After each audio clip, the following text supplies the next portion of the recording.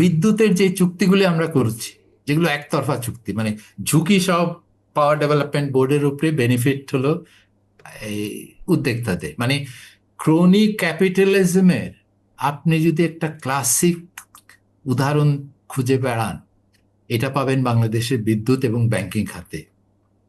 তো সেখানেও যখন চুক্তিগুলো করা হয়, যখন একটা উদ্যোক্তা এসে একটা প্রস্তাব দিল যে আমি অমুক পাওয়ার প্ল্যান্ট অমুক জায়গায় করতে চাই, এবং এই এই হলো আমার ডিজাইন, এই হলো আমার ট্যারিফ প্রপোজাল, এই যে অযৌক্তিক যে সুবিধাগুলো দেওয়া হয়েছে, এগুলির যৌক্তিকতা নিয়ে কিন্তু আপনি যদি নথিগুলি দেখেন, প্রশ্নগুলি কিন্তু ঠিকই উঠছে, কিন্তু স্টিল কন্ট্রাক্টগুলি হয়ে গেছে।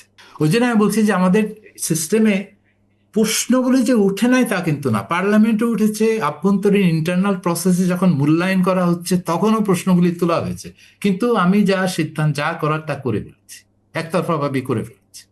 এবং ওই খালি এইগুলো মতামত চাওয়ার জন্য পাঠিয়েছি, ওই বক্সগুলো টিক করার জন্য, কারণ আমার প্রসিজিওরে বলা আছে। ফেব্রুয়ারির মাধ্যমে যে সরকার গঠিত হতে যাচ্ছে, তারা যদি এক্সট্রাকটিভ ইনস্টিটিউশনগুলোকে ইনক্লুসিভে রিভার্স করতে চান, তাহলে একটা হারকিউলিয়ান ওয়ার্ক তাদেরকে করতে হবে। হিউজ পরিমাণে বাধা ও রেজিস্ট্যান্সও আসতে পারে।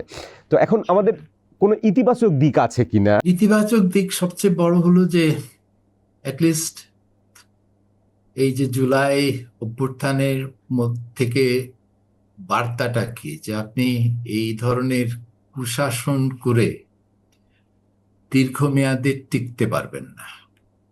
আজ আপনি যে রাতারাতি ফেরেশতা হয়ে যাবেন, সেইটা আশা করা মোটেও বাস্তবসম্মত হবে না। আগে আমরা যেটা দেখেছি যে রাস্তা না বানিয়েই আপনি বিলটা পেয়ে যেতে পারেন।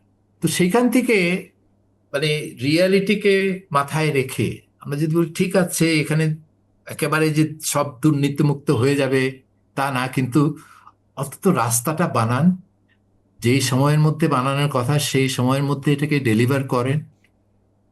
তার মধ্যে কিছু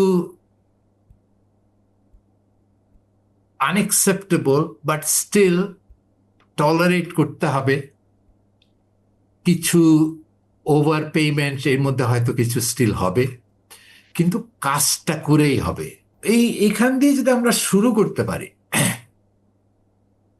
তাহলে হয়তো মানে একটা ওই দুষ্ট চক্রকে রিভার্স করে একটা ভার্চুয়াস সাইকেলে পরিণত করা, এটা রাতারাতি হবে না।